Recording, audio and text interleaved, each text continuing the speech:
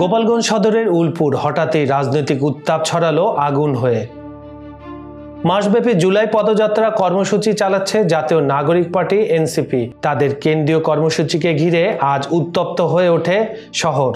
সদর উপজেলার উলপুর এলাকায় পুলিশের গাড়িতে আগুন ভাঙচুর, আর অভিযোগের তীর নিষিদ্ধ ঘোষিত সংগঠন ছাত্রলীগের দিকে। ছাত্রলীগের সাধারণ সম্পাদক আতাউর রহমান পিয়ালের সমর্থকেরা পুলিশের গাড়িতে আগুন ও ভাঙচুর করেছে। এখনো হতাহতের কোনো খবর পাওয়া যায়নি। জুলাই মাসের শুরু থেকে দেশ গড়তে জুলাই পদযাত্রা এই স্লোগানে পথে নামে এনসিপি।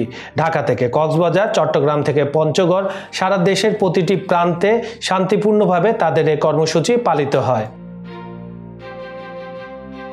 কিন্তু গোপালগঞ্জে পরিস্থিতি একেবারেই আলাদা। কারা ছড়াচ্ছে ভয়, কারা চায় পদযাত্রা থামাতে, নিষিদ্ধ ঘোষিত ছাত্রলীগকে দায়ী করছে সবাই। দেশ কি এখন মত প্রকাশের স্বাধীনতা থেকে বঞ্চিত? পুলিশ যা রক্ষা করার কথা, তাদের এই গাড়িতে যদি আগুন লাগে, তাদের নিরাপত্তা নিয়ে প্রশ্ন উঠতেই পারে।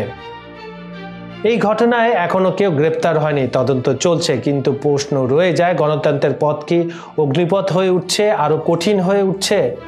কাজল হায়দার, খবর সংযোগ।